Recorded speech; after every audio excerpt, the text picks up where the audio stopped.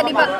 Rapat macam-macam tadi ada menilai kondisi ekonomi seperti sekarang dan saat ini dan gimana langkah-langkah untuk mempercepat ekonomi supaya recover lagi, tumbuh lebih cepat gitu kira-kira. Tadi ada paparan Bapak sampaikan ke Presiden nggak? Saya nggak ada, saya Belum ada dengar aja. paparan ya, Pak? Saya dengar. Pak, bicara soal Pak, ada komitmen dari pemerintah nggak sih Pak untuk menjaga defisit tetap di 3% sesuai APBN gitu?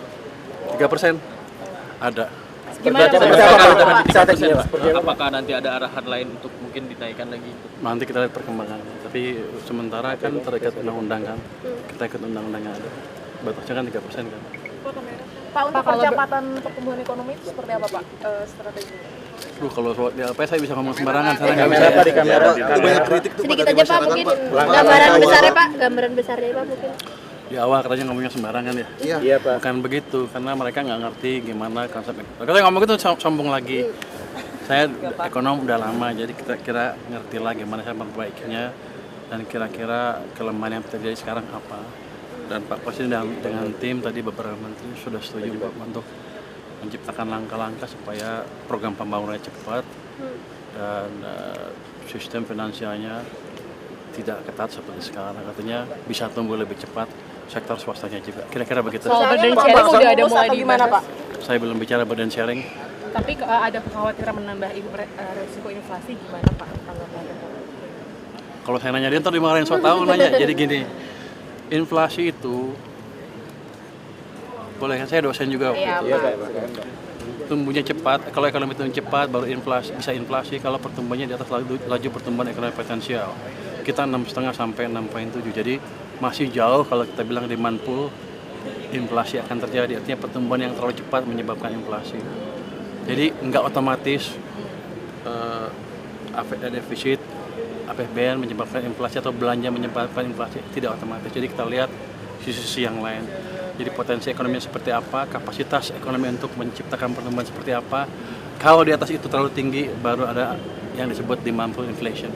Pak, ada rencana menambah stimulus nggak sih Pak? Oh, ada kelihatannya. Insentif fiskal. Jadi begini, kebijakan-kebijakan yang ada sekarang itu kelihatannya belum terlalu lancar diselenggarakan. Dan tadi rapat menentukan atau memutuskan untuk mempercepat semuanya. Itu dulu yang pertama. Jadi harusnya ekonomi akan tumbuh lebih cepat.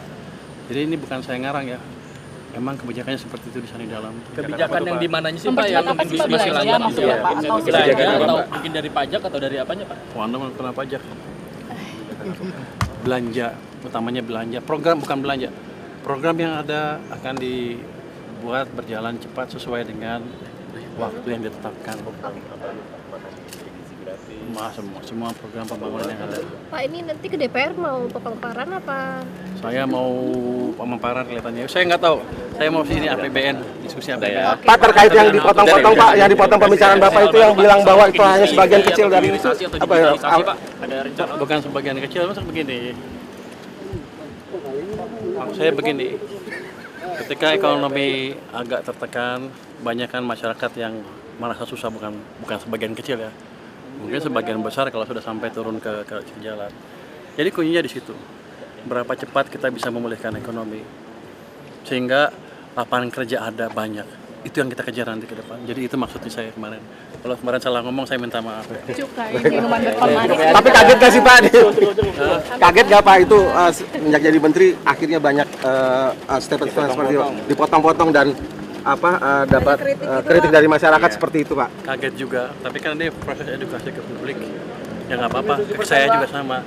Kalau saya salah saya perbaiki. Tapi yang jelas maksud saya seperti itu. Bukan bilang, biar aja atau itu yang susah aja yang pasti enggak. Ada sesuatu yang bisa diperbaiki yang membuat mereka nanti lebih mudah mencari kerjaan. Bukan mereka ya, semuanya masyarakat bisa sejahtera bersama. Itu tujuannya utamanya sebetulnya. Baik Pak, terima kasih banyak Pak. Kita akan ngikutin undang-undang yang ada. Itu kan bukan keputusan saya, keputusan pemerintah secara keseluruhan nanti. Tapi tidak akan berubah atau melebihi dari itu Pak? Kita ikut undang-undang yang ada. Oke, kalau untuk GDP ratio Pak, apakah sekarang sekitar 40%? Apakah tadi ada arahan atau udah pembicaraan itu harus bisa lebih besar? Nanti kita lihat seperti apa ke depannya. Dan begini, let's say utangnya pada level yang sekarang, defisitnya. Tapi dengan uang yang ada kita bisa ciptakan pertumbuhan yang lebih cepat. debt to GDP-nya akan cenderung turun kan. Jadi kunci di situ. Terus Optimalkan dana yang ada, program yang ada supaya menciptakan pertumbuhan yang lebih cepat sehingga debt to GDP-nya steady atau stabil tapi kemakmuran masyarakat meningkat dengan signifikan. seberapa butuh Bapak dengan bantuan dari moneter Pak untuk mendorong pertumbuhan ekonomi? Maksudnya Seberapa butuh sinergi dengan kita harus bersinergi, jangan sampai kebijakan saya dan kebijakan BI mencekik sistem perbankan dalam hal likuiditas. Dan saya sudah bicarakan tadi dengan Deputi Senior Bank Indonesia, dengan izin Presiden juga, ke depan kita akan mengambil langkah-langkah yang perlu supaya tadi yang dibilang masyarakat sering bilang kan likuiditas ketat akan berkurang dengan signifikan.